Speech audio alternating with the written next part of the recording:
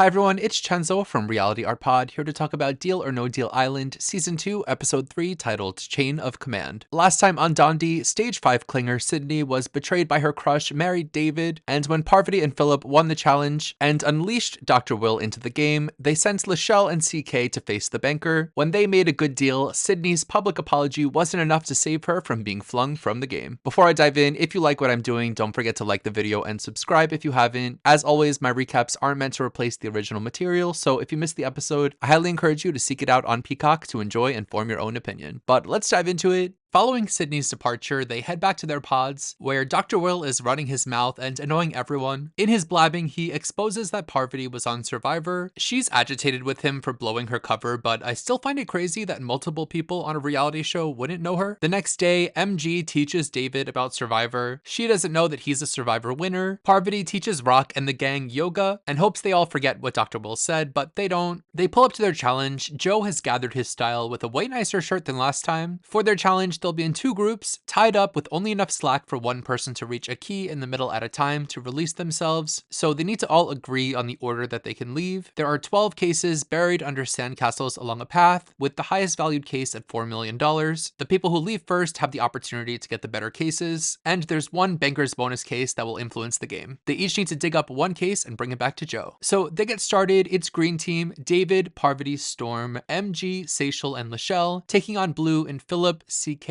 Will, Rock, Letty, and Dixon. David and Parvati unlock first for green, giving them a head start. Rock says he's extremely competitive and wants to get himself a Cybertruck with this money. Will hangs back last and is purposefully throwing this challenge. The players start digging up their sandcastles, which are simply magnificent, and start trickling in with their cases, as Will continues to mosey along and accept whatever the case he gets. At the finish line, Joe informs them that one at a time they'll lock in at partner stands, choosing to either start a new pairing or complete a pairing. They'll be judged on their combined case value. They start pairing up, with Philip yet again choosing Parvati, choosing to keep her close for now. Lachelle and Seychelle, Team Slowchelle, are last, pairing up, and they start revealing cases. Philip reveals he got the banker bonus case, which contains Split. Joe has a lot to reveal about this. Parvati and Philip can divide one team, leaving their individual totals as their scores for the challenge. The only people safe this week are Parvati, Philip, and the eventual challenge winners, as if the loser beats the banker, they'll be able to pick any other available player to eliminate. CK goes live tribal and approaches Parvati and Philip, telling them to target Rock with the split twist, so they do split up Letty and Rock. In the end, CK and Maria Grace are the winning team, and Seychelle, Lachelle, and Rock are in the bottom and up for elimination. Back at the beach, CK is still all girl power and anti-Rock. She meets with Parvati. Parvati tells us that CK is the biggest threat in the game. Parvati is all about Rock. He's one of her favorite people. I never expected him to be her type, not romantically, but still. Rock is making everyone's life easy because he wants to play the banker. Seychelle thinks Rock will send her home and calls him a simpleton Yosemite Sam. Everyone is kissing Rock's ass and he's not giving anyone any clue as to who he would send home. Not even us, which is annoying. So they head to the banker's temple, where Joe's on-again, off-again relationship with Taste continues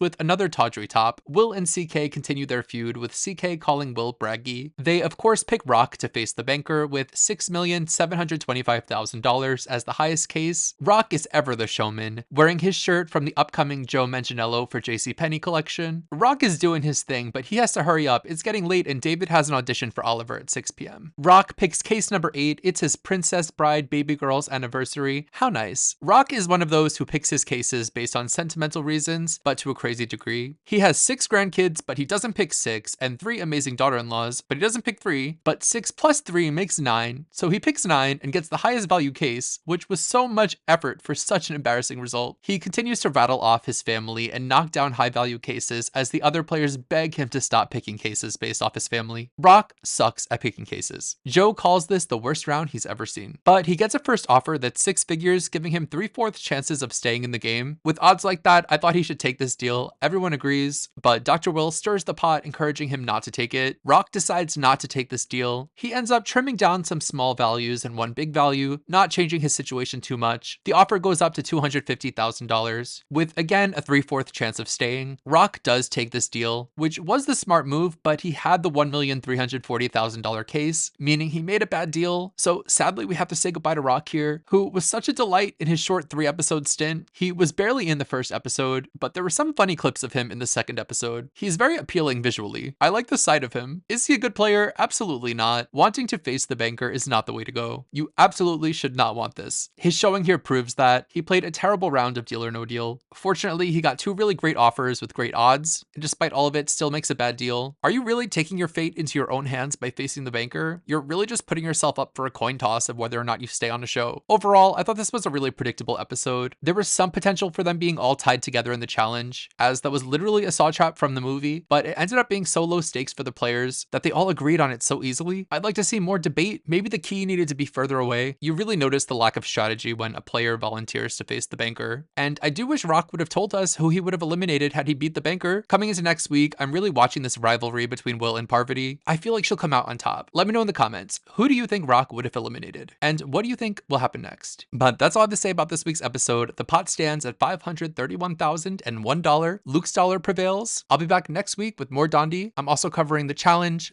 All-Stars, and the Traders. If you like the content, consider subscribing. Until next time, have a nice week. Bye.